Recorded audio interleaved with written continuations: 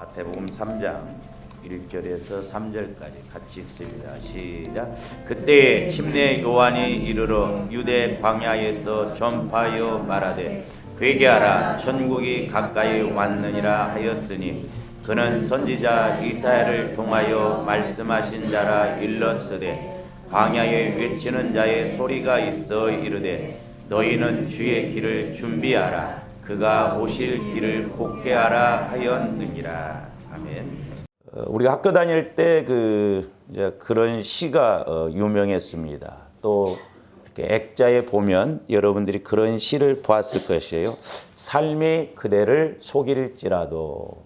이 시는 러시아의 그 유명한 푸시킨이라고 하는 사람이 이렇게 지은 시인데 이 사람이 이제 젊은 나이에 죽었어요. 47, 8인가 이렇게 죽었는데 그 소설 대위의 딸이라고 하는 그 소설을 쓰고 난 다음에 그 아주 이쁜 16살짜리 소녀를 이렇게 사랑하다가 이렇게 총격전을 벌이다가 총에 맞아 죽었거든요.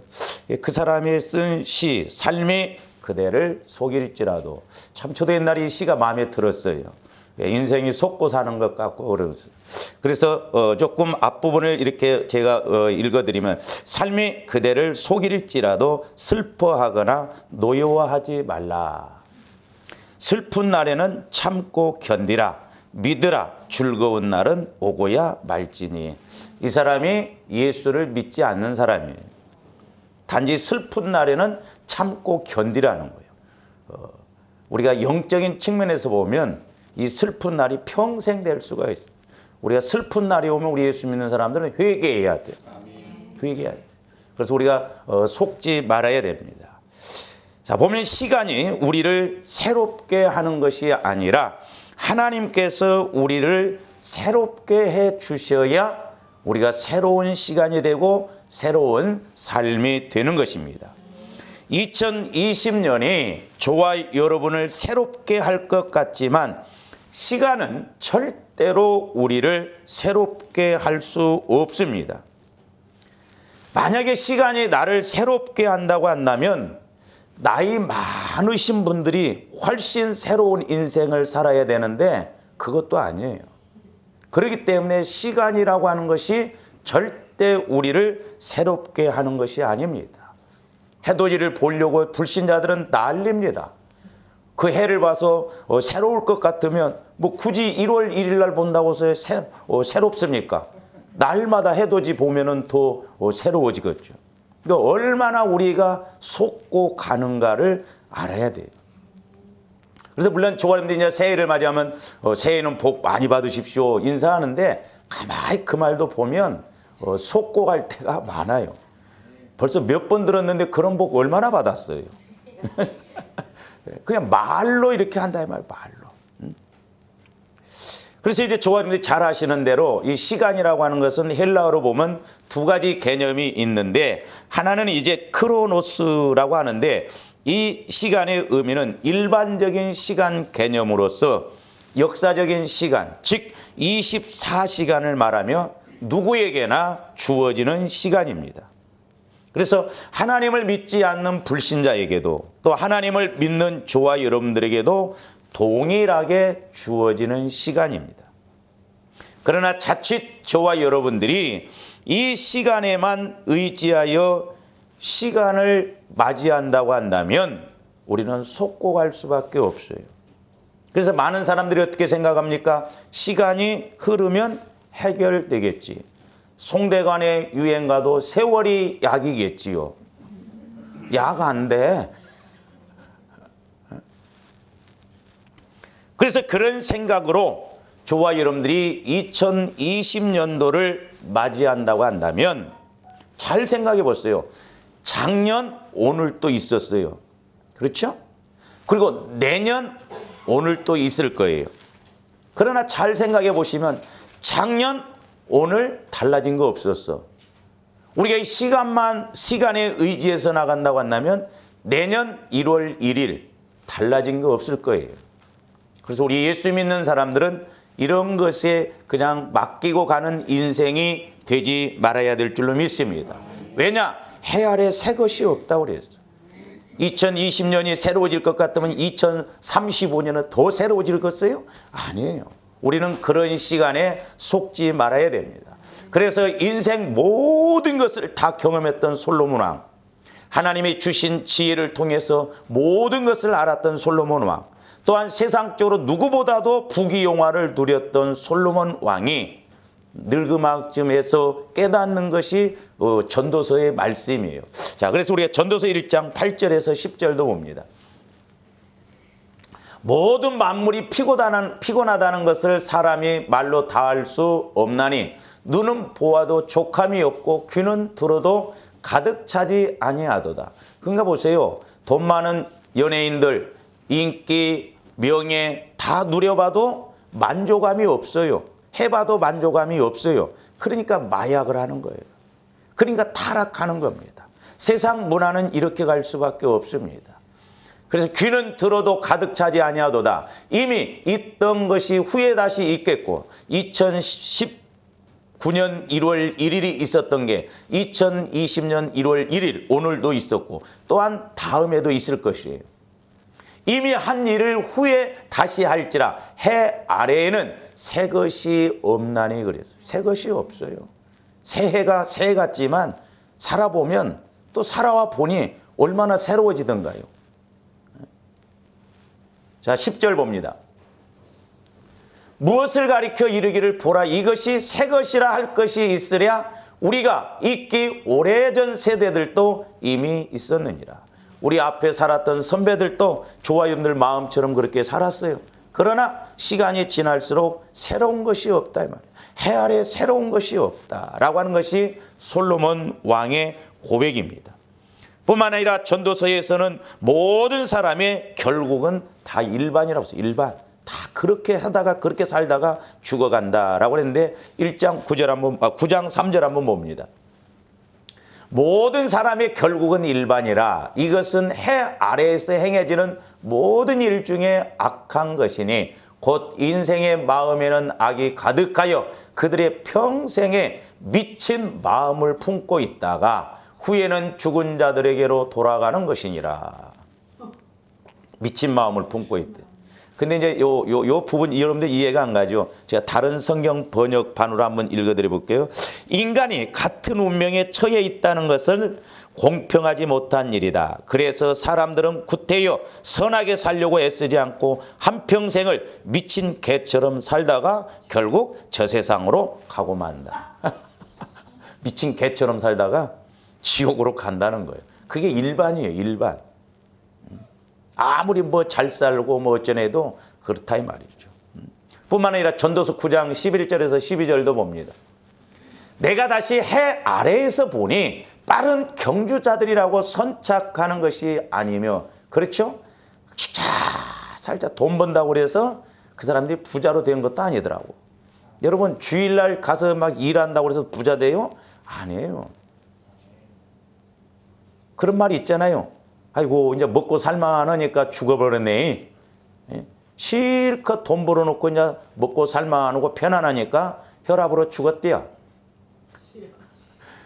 보세요. 선착하는 것이 아니며 용사들이라고 전쟁에 승리하는 것이 아니며 지혜자들이라고 음식물을 얻는 것도 아니며 명철자들이라고 재물을 얻는 것도 아니며 지식인들이라고 은총을 입는 것이 아니니 이는 시기와 기회는 그들 모두에게 임함이라. 그러니까 우리가 하나님을 모르는 인생은 뭐 똑똑하고 어쩐다고 그래서 그게 아니에요.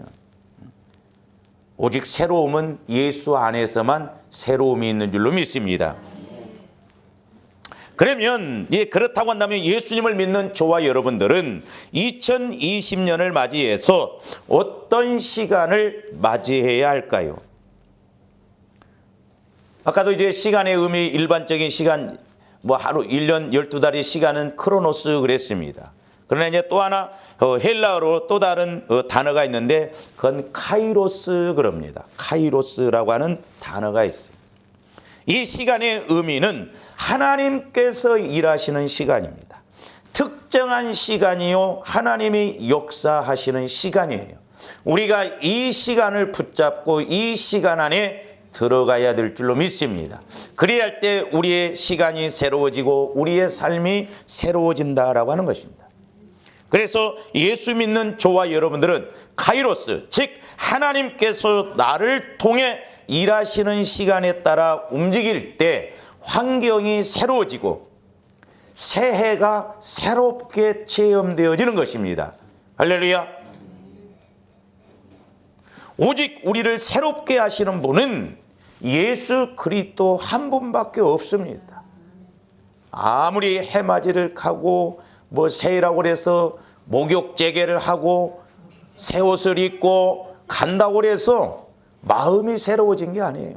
오직 예수 그리스도만이 우리의 전인적인 것을 새롭게 할 수가 있다라고 했어요. 좋아하는데 늘 암송했던 그 말씀을 우리가 알면서도 그 말씀대로 안 되는 것이 참 안타깝죠. 자, 고린도후서 5장 16절에서 17절 봅니다. 분명히 사람은 자기의 시기도 알지 못하니 물고기들이 재난의 그물에 걸리고 새들이 올무에 걸림같이 인생들도 재앙의 날이 그들에게 호련히 임하면 거기에 걸리느니라. 우리 영적인 존재예요. 마귀가 쳐놓은 그물에 걸리면 꼭 새가 그물에 걸리는 것처럼 그렇게 돼요. 저게 세상 사람들이 살아가는 모습이에요. 그래서 흔히 그래서 그런 이야기 하죠. 아이고 살았다고 할 것이 없네. 맞는 말이에요. 살았다고 할 것이 없어요. 숨 끊어지면 죽는 거예요. 숨 멎으면 끝나는 거예요. 저와 여러분들이 살아있는 증거 하나가 뭐냐면 숨쉬기 때문에 살아있는 거예요. 여러분들이 숨 안 쉬면 가야 돼. 그러니까 호련히 임하면 거기에 걸린다. 그러나 자, 아니 고린도후서라니까. 고린도후서 5장. 지금 새해부터 헷갈리네.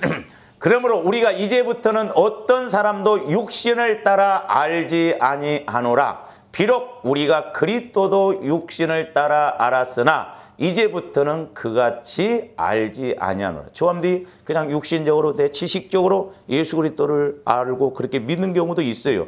그러나 그렇게 알면 안 된다는 거예요. 그러면서 17절이 중요한 내용이죠. 그런즉 누구든지 그리스도 안에 있으면 무슨 피조물이라? 새로운 피조물이라. 그리스도 안에 있으면 주님이 내 마음이 되고 내 마음이 주님 마음이 되어지면 새로워진다 이 말이에요. 왜? 예수님은 우주 만물을 창조하시고 다스리시는 하나님이시기 때문에 그렇다 이 말이죠. 역사적인 2020년이 왜 이렇게 헷갈려? 2020년이 나를 새롭게 하는 것이 아니라 그리스도 안에 들어가는 것이 새로워진 것이다 이 말입니다. 사실 저는 그래서 회개에 관해서 이렇게 한 번만 설교를 하려고 했는데 우리 마태복음 3장 1절에서 12절에 보니까 여기 모든 것이 다 들어있더라고. 그러면서 내년 이제 표어가 믿음의 성전을 온전히 세워 쓰임받는 해에 그랬어요. 그러니까 성전을 세워나감에 있어서 조합대 믿음의 성전을 세워나감에 있어서 꼭 필요한 게 뭐냐면 회개예요. 회개입니다. 그래야 우리가 깨끗하고 새로워져서 하나님께 쓰임받을 줄로 믿습니다. 그런데 예수 그리스도께서 우리를 새롭게 이렇게 하시는데 저와 여러분들이 가만히 있어도 새롭게 하십니까? 예수님이? 신앙은 자동 판매기가 아니에요. 우리가 애를 써야 돼요. 그래서 조합들이 조심해야 할 것 중에 하나가 뭐냐면 말세지 말이 가까울수록 게을러집니다. 지금 교회들 보세요. 이제 자꾸 이렇게 모이고 이런 거 싫어합니다. 저도 육신적으로 보면 막 송구 예배 기도해 줘야지 또 신년 이렇게 해야지 힘들더라고. 나도 어떤 면에서 오늘 설교 않고 쉬고 그러면 얼마나 좋아. 여러분들도 안 하든지 들라니까 힘들죠. 에? 그러나 우리는 최선을 다해서 그 고비고비 순간순간을 넘어가야 됩니다. 그 한계를 못 넘는 데가 많더라고요. 아, 힘들다, 어렵다, 바쁘다. 그래서 하나님 앞에 나오는 이 한계를 못 넘는. 우리가 분명히 우리 예수님도 말씀하셨듯이 새 술은 새 부대에 담아야 돼. 우리 마음이 주님 마음, 새 마음이 되어져야 하나님의 영원하신 말씀이 와질 때 담아질 수 있고 순종할 수가 있는 것입니다.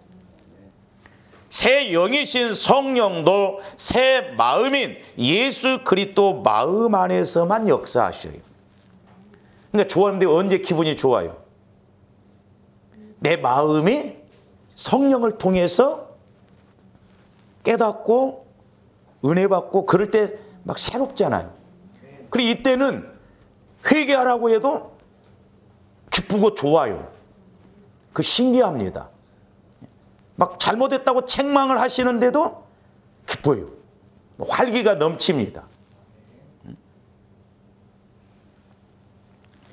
그래서 이렇게 새 영이신 성령도 새 마음이 예수 그리스도 안에서만 역사한다는 거예요. 우리 마음이 더러우면 성령의 역사가 나타나지를 않아요. 그러므로 저와 여러분의 마음이 예수 그리스도의 마음으로, 예수 그리스도의 성품으로 날마다 새로워질 때 새로우신 예수 그리스도께서 저와 여러분들의 삶을 새 역사를 일으키시는 그런 은혜가 있을 줄로 믿습니다. 그러니까 시간이 새로운 것이 아니라 주님이 새로우신 분이기 때문에 2000년을 지나도 우리 예수님을 만나면 언제나 새로워요. 신기합니다. 똑같은 말씀을 똑같이 깨달아도 성령께서 주시는 말씀 왜 이렇게 새로운지 몰라요. 그래서 에스겔서 36장 26절에서 27절도 뭐라고 그랬어요? 또 새 영을 너희 속에 두고, 새 영이란 건 성령을 말해요. 새 마음을 너희에게 주되, 새 마음은 예수 그리스도의 마음이에요. 그러니까 성령은 언제나 주님 마음 안에서만 역사하신다. 왜냐하면 더러운 마음에는 말씀하셔도 못 깨달아요. 그러니까 조금 뒤 성령의 인도를 받았다, 말씀이 깨달아졌다라고 하는 것은 조합들 마음에 그나마 새 마음이 있기 때문에 그런 거예요.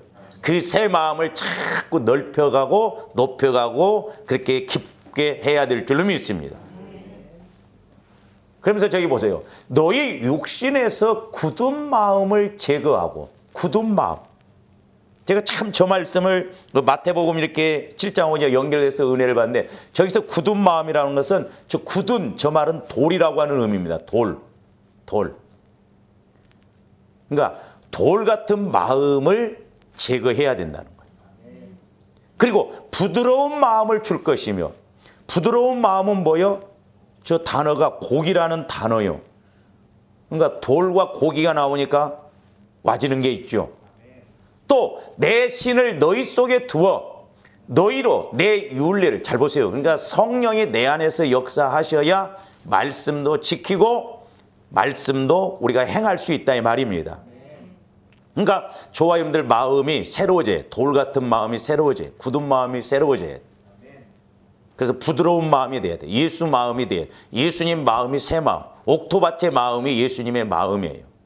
자, 그래서 여러분들이 저기서 굳은 마음은 돌이라고 그랬어요. 부드러운 마음은 고기라고 그랬어요. 저 말씀을 생각하시면서 우리 예수님이 자 마태복음 7장 9절에서 11절에 뭐라고 그랬는가.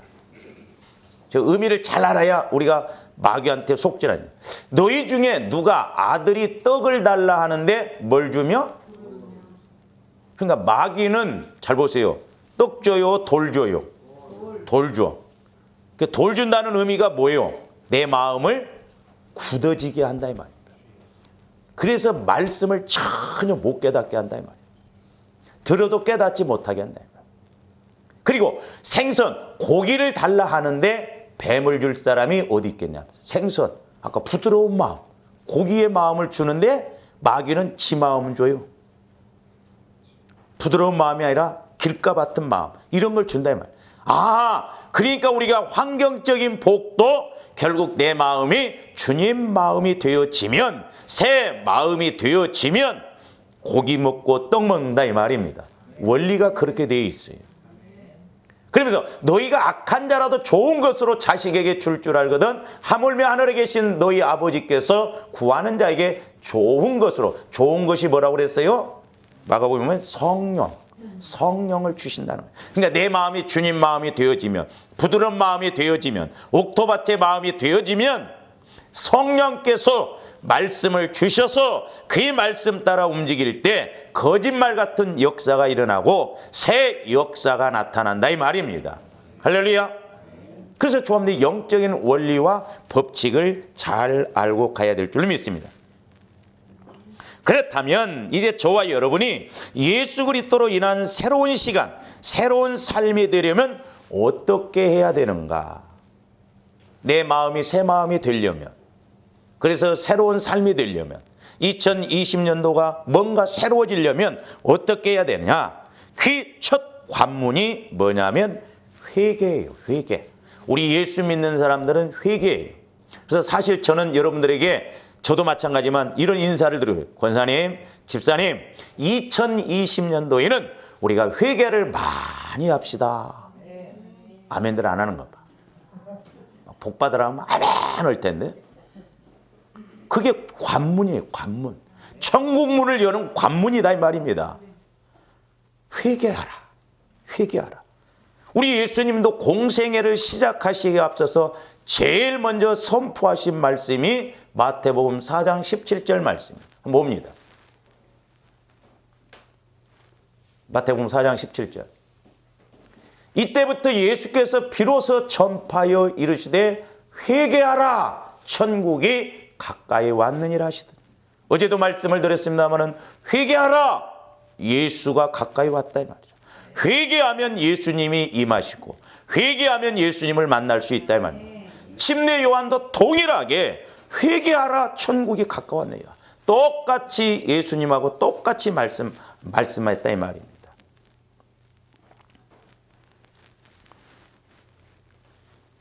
침례 요한이 오늘 마태복음 3장 2절에 보면 회개하라 천국이 가까이 왔느니라. 이는 말라기 선지자 이후에 400년 동안의 침묵을 깨는 한 가지 위첨, 일성이라고 하죠. 침례 요한이 회개하라 천국이 가까웠느니라, 이 말씀은 400년 동안 하나님께서 이스라엘 백성들에게 침묵을 하셨거든요. 계시가 없었어요. 그런데 이 회개하라고 하는 말이 우리 하나님이 제일 먼저 이스라엘 백성에게 400년 동안 침묵하셨다가 주시는 말씀입니다. 그래서 잘 생각해 보세요. 오늘날도 성령께서 저와 여러분들에게 회개하라고 한다고 할 때는 은혜 주시려고 그래요. 할렐루야. 은혜 주시려고 그래요. 400년 동안 침묵하셨던 하나님, 일하시지 않았던 하나님이 이스라엘 백성들에게 이제 예수 그리스도를 통해서 새로운 은혜를 주시려고 하니까 첫 마디가 뭐예요? 회개하라는 거예요. 잘 아시다시피 하나님께서는 구약의 말라기 선지자를 끝으로 400년 동안 계시를 하지 않았습니다. 그래서 이 400년 동안이 중세 시대라고 그래요. 지네들 마음대로 인간의 철학 이런 것이 판쳤던 시대예요. 그리하여 이후 약 400년 동안 이스라엘 백성은 하나님의 계시가 끊긴 길고도 지루한 암흑기를 보내면서 이제 새로운 하나님의 계시가 시작되기를 목마르게 기다렸습니다. 그런데 침례 요한의 입을 통해서 들려온 하나님으로부터의 첫 메시지는 뭐였냐면 바로 회개하라고 하는 불같은 음성이었어요. 회개하라. 그렇다면 도대체 이 회개란 무엇인가? 회개가 무엇이기에 침례 요한이 400년 동안 침묵하셨던 그 하나님을 통해서 이렇게 이스라엘 백성들에게 회개하라고 하였는가? 이 영어 성경에는 보면은 이 회개라고 하는 단어가 repent 그럽니다. 공주 앞에 문자 쓰네. 그런데 이 단어는 그 영어로 그냥 repent 그런데 회개라고 하는 의미도 있지만 후회하다, 뉘우치다 그런 의미도 있어요. 제가 이걸 참 깨닫고 야 그렇구나. 그러니까 이 영어 성경의 repent 그 단어가 회개하다라는 뜻도 되지만 후회하다라고 하는 그런 뜻도 가지고 있습니다. 동시에.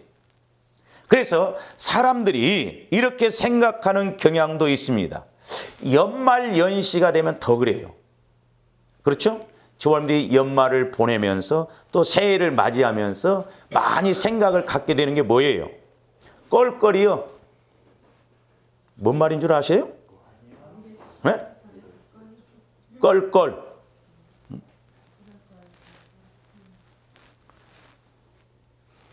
곧 이따 말씀드리기로 하고, 좀 이렇게 구체적으로 본다고 한다면, 회개하는 것은 곧 후회하는 것이고, 후회하는 것은 회개하는 것으로 생각하는 경향이 있어요. 그러나 이는 엄연히 잘못된 생각입니다. 왜냐하면 이 양자 사이에는 분명한 구분이 있기 때문입니다. 그러면 후회와 회개의 차이점은 무엇이냐? 많은 사람들이 보면 후회를 많이 해요. 후회. 부모가 돌아가시고 난 다음에 아이고 그럴 줄 알았으면 그때 효도할 걸, 효도했을 걸, 이런 식으로 한다. 후회는 단순히 과거만을 돌아보며 통탄하는 것이죠. 과거만을. 그러니까 마귀는 점쟁이들도 주로 보면 과거 것을 이야기를 많이 합니다. 보면. 근데 우리 하나님은 과거 이야기를 말씀하시지 않아요. 우리 하나님은 언제나 현재, 오늘과 내일이에요. 할렐루야. 그래서 회개는 현재와 미래에 대한 결단이 수반되는 것이에요. 그래서 회개에 합당한 열매라는 건 그거예요. 근데 마귀는 그냥 후회해. 좀 기도 좀 더 열심히 했을걸. 그렇다고 2020년도에 더 열심히 하냐? 그것도 아니요. 도로 무기요. 변화가 안 일어나요. 행동에 변화가 안 나타난다 이 말이에요. 그래서 후회라고 하는 것은 단지 과거 자신의 잘못된 결정이나 행동으로 인해 괴로워만 하지 중심의 변화는 수반이 안 돼요. 이게 세상 사람들이 하는 후회입니다. 그래서 이 후회는 불신자들이 많이 합니다. 우리 예수 믿는 사람들도 이런 생각을 많이 가져요. 그때 이렇게 했을 걸. 젊었을 때 돈을 좀 많이 벌어놨을 걸. 그럴 줄 알았으면 내가 좀 잘해줬을 걸. 전부 껄껄이요. 잘 보세요. 그것으로 끝나버리면 안 됩니다. 이러한 후회가 그들을 결코 구원으로 인도해 주지는 못합니다. 왜냐하면 그러한 후회는 중심의 변화도 아니요 그렇다고 행동에 대한 그 어떤 결단도 아니기 때문에 그렇다 이 말이죠. 또 실제적으로 결단하기가 어려워요. 결단을 했다 할지라도 행동으로 옮기기가 어렵습니다. 왜? 내 안에 그렇게 할 수 있는 힘이 없기 때문에 그렇다 이 말이죠. 그래서 주님이 해주셔야 된다 이 말이에요. 그 신기해요. 그냥 막 말로 그러지 말라 뭐해라 안 돼. 그 안에서 역사하는 더러운 것들, 어두운 것들이 떠나가게 하면 신기해요. 제가 그런 걸 옛날에 봤거든요. 난리 버거지를 떠는 그 귀신 들린 사람. 성경에도 나오잖아요. 거라사 지방에 귀신 들린 사람. 난리를 치고 사람들이 못 지나가고 난동을 부리고 근데 귀신이 딱 군대 귀신이 떠나고 나니까 얌전해지고 제정신이 딱 돌아온다 이 말입니다. 그러니까 우리 마음이 새로워지면 됩니다. 할렐루야. 후회한다고 될 일이 아니에요. 우리 마음이 새로워지도록 회개해서 주님 마음으로 바꿔져야 된다 이 말입니다. 반면에 회개라고 하는 것은 후회를 포함하지만 결코 그에 머무르지 않는 그 이상의 행동입니다. 즉 회개라고 하는 것은 과거 자신의 잘못을 뉘우칠 뿐만 아니라 하나님 앞에 미래적으로 결단하고 그 자리에서 돌아서는 것이에요. 돌아서는 거예요. 그래야 지금까지 걸어오던 죄악의 길에서 발길을 돌려서 이제 앞으로 하나님을 향하여 새롭게 나가는 것이 회개입니다. 그러므로 회개에 대한 정확한 단어는 어떻게 보면 리펜트, 영어로 리펜트라기보다는 턴 이렇게 말하는 게 더 좀 합리적일 것 같아요. 돌아서는 거예요. 내 마음이 깨끗해져서 주님 쪽으로 돌아서는 거예요. 주님 쪽으로 가지는 거예요. 할렐루야. 자, 우리 사도행전 3장 19절 한번 봅니다. 그러므로 너희가 회개하고 뭐하여? 돌이켜 그랬어요. 회개했으면 돌이켜야 된다. 근데 제가 이제 어제 설교를 다 못했습니다만은 이제 침례 요한도 뭐라고 그랬어요? 회개하고 침례를 받으라고 그랬잖아요. 그러니까 중요한 게 뭐냐면 회개라고 하는 것은 내 마음의 죄성을 회개했지만 우리가 그런 부분이 내가 다 죽어지는 것이 진정한 회개더라고. 내가 안 나와야 된다니까요. 나 서방이 안 나와야 돼요. 그래서 회개는 극단적으로 말한다고 하면 육신의 생각이 완전히 죽는 거예요. 내가 죽어지는 거예요. 내 경험, 내 지식, 내 사고방식 이런 모든 것이 죽어지는 거예요. 그래서 저기도 보면 회개하고 돌이켜 너희 죄 없이 함을 받으라. 이같이 하면 새롭게 되는 날이 주 앞으로부터 이를 것이요. 2020년도가 새롭게 되는 것이 아니라 회개하고 돌이키면 내가 새로워지면 우리는 날마다 새로운 삶이 새로운 일이 나에게 주어진다 이 말입니다. 할렐루야. 왜? 새 영이신 성령님께서 새 마음을 가지신 예수님께서 함께 하시기 때문에 날이 새롭다는 거예요. 그래서 하나님이 간섭하시는 시간이 새로워지는 거예요. 이와 같은 은혜가 있기를 주님의 이름으로 축원을 드립니다. 그 다음에 고린도후서 7장 10절도 한번 봅니다. 하나님의 뜻대로 하는 근심은 후회할 것이 없는 구원에 이르게 하는 회개를 이루는 것이죠. 그러니까 하나님 뜻대로 하는 근심은 후회할 것이 없다는. 근데 하나님 뜻대로가 아니라 회개를 안 하고 아이고 그럴 줄 알았으면 내가 더 열심히 했을걸. 왜 우리는 꼭 일 터지면 후회합니다. 그때서야 깨달아요. 아휴, 내가 이렇게 아플 바에는 진즉 좀 그렇게 술 끊을 걸, 담배 끊을 걸. 우리 인간이 얼마나 어리석고 미련한지 몰라요. 꼭 일 터지면 죽으면 그때서야 울고불고 그럴 줄 알았으면 내가 효도를 좀 했을 걸. 물론 저도 이제 뭐 동감을 하고 이해를 합니다만 가끔 보면 내가 부모한테 속을 너무 썩였습니다. 그러다가 우리 부모님이 돌아가셨습니다. 이제 깨달아서 지금 또 이렇게 어르신들을 섬깁니다. 이쁜 짓이지만 한 대 주워박아야 돼. 야, 이 자식아 살아있을 때 좀 잘하지. 남의 부모한테 잘하면 뭐해. 살아있을 때 한 번이라도 잘하고 그래야지. 물론 나중에 그렇게 하는 것도 중요하긴 중요해요. 그래서 하나님 뜻대로 하는 회개는 생명을 이룬다 이 말이에요. 그러나 그냥 후회만 하면 저런 근심은 사망이요. 병만 생겨. 문제만 생긴다 이 말입니다. 우리는 어떤 문제 앞에 근심하고 걱정하지 말고 탈탈 털어버리고 나중에 문제되면 막말로 말해서 감옥밖에 더 가겠어? 가서 한 3년 막 살면서 성경 많이 보고 오면 오히려 그것이 더 좋아져. 감옥 가면요 성경 막 몇 독씩 합니다.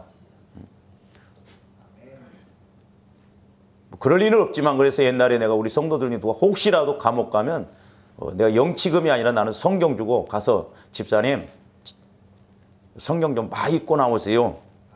그러려고 그랬어. 그렇다고 해서 여러분들 뭐 감옥 가라 온 건 아니에요. 그러므로 우리는 2020년을 맞이해서 해야 할 것은 다른 사람들처럼 후회만 하는 것이 아니라 진정으로 회개하는 신앙이 되어져야 된다 이 말입니다. 그러니까 우리는 2020년이 오기 전에 또 2020년을 맞이해서 하나님 내가 회개하지 못한 것이 뭡니까? 내가 회개해야 할 것이 무엇입니까? 그것만이 우리를 새롭게 한다 이 말이에요. 새날이 오게 한다 이 말입니다. 우리 속지 말아야 돼요. 그래서 이렇게 후회와 회개는 비슷하지만 양자 사이에는 엄청난 차이가 있습니다. 첫 번째로 우리가 아셔야 할 것은 마귀는 절대 회개하지 못하게 하고 회개를 빙자해서 후회만 하게 합니다. 후회로 끝나게 만들어요. 회개는 못하게 합니다. 그러나 두 번째로 회개는 생명을 얻게 하고 요럴 때 진보예요. 진보적인 삶을 살아가게 한다 이 말이에요. 진정으로 회개하면 우리가 예수 그리스도의 마음 생명을 갖고 해서 우리 삶이 자꾸 성장하고 진보적인 은혜가 있게 한다 이 말입니다. 세 번째, 후회는 죄책감과 멸망만을 가져다 죽을 뿐입니다.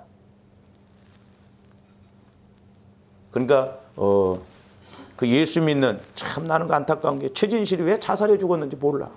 우리 교회로 왔으면 안 자살해 죽지 않았을 텐데. 왜 자살해 죽냐고. 그 세상 악플이 그런다고 해서 뭐가 문제야.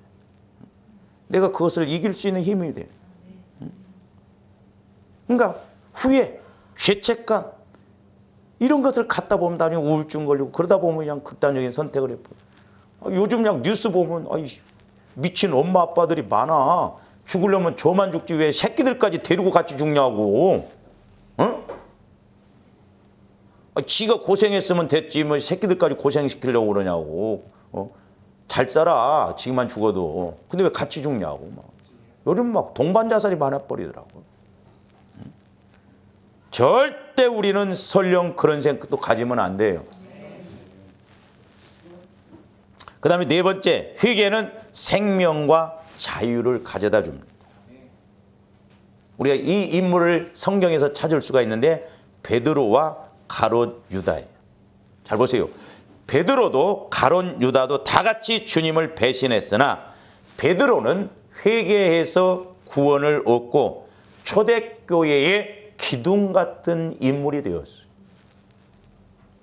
그러나 가롯 유다는 후회만 함으로 결국 스스로 멸망의 길, 자살해서 지옥 갔어요. 그러니까 이렇게 회개와 후회는 천지 차이예요. 자, 이 말씀을 우리가 한번 봅니다. 자, 마태복음 27장 3절에서 5절 가롯 유다를 먼저 봅니다. 마태복음 27장 3절에서 5절. 그때 예수를 판 유다가 그의 정죄됨을 보고 스스로 뭐하여 뉘우쳐. 저게 후회예요. 좀 뒤 뉘우치고 끝나버리면 안 돼. 그 은 30을 대제사장들과 장로들에게 도로 갖다 주며 돈 받고 은 30의 예수를 팔아먹었어요. 근데 그게 자기 것도 안 됐어. 이르되 내가 무죄한 피를 팔고 죄를 범하였도다 하니 그들이 이르되 그것이 우리에게 무슨 상관이냐 내가 당하라 하거늘 유다가 은을 성소에 던져놓고 물러가서 스스로 목매어 죽은지라. 참 게 저게 마귀 역사입니다. 꼭 죽게 만들고 망해놓고 만들고 그제서야 후회하고 극단적인 선택으로 가게 하는 게 마귀 역사예요.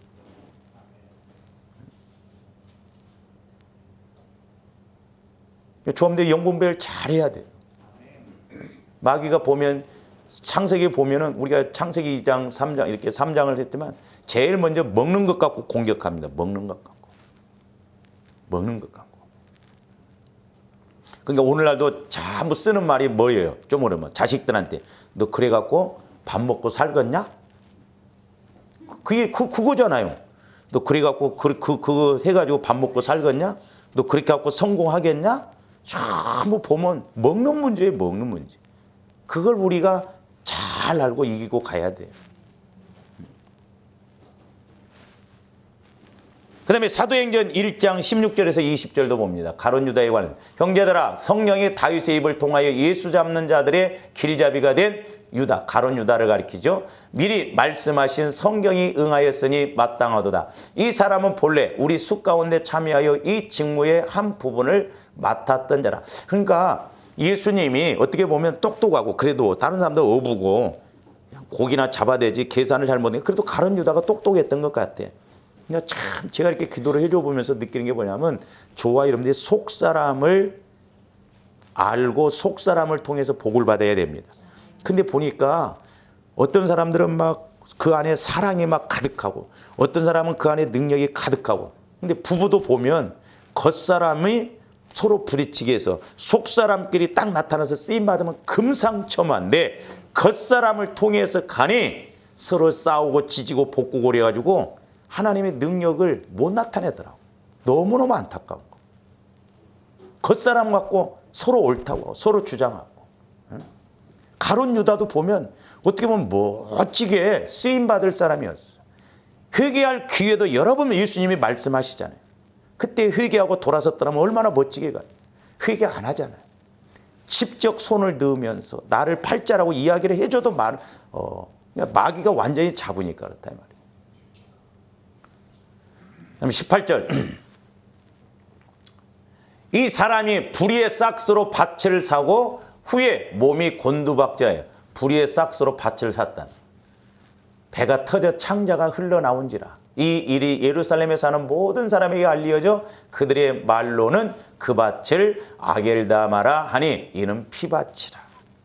30은 30냥 그걸로 던 피밭. 자기 것 안 됐어. 그 다음에 20절 봅니다. 시편에 기록하였으되 그의 거처를 잘 보세요. 우리가 조합인데 두 가지가 해결되어져야 돼요. 하나는 거처를 황폐하게 하시며 마귀가 역사하면 저와 여러분의 삶이 황폐해집니다. 그리고 또 하나는 뭐예요? 거기 거하는 자가 없게 하소서 하였고 또 일렀으되 그의 직분을 타인이 취하게 하소서 하였도다. 틀림없습니다.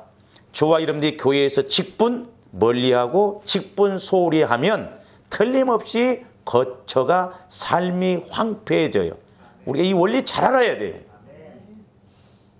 사람들이 좀 힘들고 그러면 교회 일부터 그만 안 하려고 합니다. 힘들다는 거예요. 그 속는 거예요. 그 삶의 터전이 황폐해져 버렸다잖아요. 은 30 팔아서 그 밭 샀지만 아무 의미가 없고 직분도 빼앗겨 버리고 꽝도매도 다 놓쳐버렸다 이 말입니다. 그래서 우리 마음이 새 마음이 되어지면 영혼이 잘 되어지면 가만히 있어도 범사는 잘 된다니까요. 순서가 그렇게 돼 있다 이 말입니다. 근데 우리는 안 되는 걸 가지고 제가 이렇게 또 하나 깨닫는 게 뭐냐면 하나님은 고집이 엄청 세시다. 절대 독재하시잖아요. 근데 절대 고집이요. 하나님이 저와 여러분들에 대해서 어떤 말씀을 딱 선을 그어놓으면 죽었다 깨내도 하나님은 후퇴 안 하시고 이렇게 안 움직이시다. 그러니까 내가 빨리 거기에 도달해야 돼요. 너 이렇게 변화되어져라. 너 이렇게 가라면 그렇게 되기까지 하나님은 기다리셔요. 10년이 아니라 20년이라도 기다리십니다. 그러니까 빨리빨리 우리가 순종하고 가야 돼요. 옛날에 제가 기도하면서 너무 힘든 가운데 있는데 기도 중에 이렇게 환상을 보였는데 내가 모래땅에서 옛날에 그 시골에 모래밭이 있거든요. 거기서 달리기 연습을 하고 그랬어요. 달리기 연습하다 막 넘어지면 그 더운 날에 막 땀이야 모래가 막 일로 들어가 버리고 막 코피도 나고 그랬거든요. 근데 한 번은 제가 기도하는 가운데 그 모습을 보여주면서 우리 예수님이 모래밭에서 저기 서 계시는데 내가 여기서 엎어져 가지고 피 흘리고 막 모래가 들어가고 막 죽겠는데 말씀도 안 하시더라고. 내가 너무 이렇게 기도다 힘들어서 이렇게 했는데 예수님이 나보러 내 눈을 탁 가리키면서 너 예수님 계신 곳까지 오라는 거예요. 그래서 내가 어떻게 가가지고 예수님 발을 딱 손을 댔어요. 그때부터 은혜가 임하면서 기도가 터지는데 그렇구나. 말도 안 해 처음에. 말씀도 안 했어요. 여기까지 오라는 거예요. 기어서라도 오라는 거예요.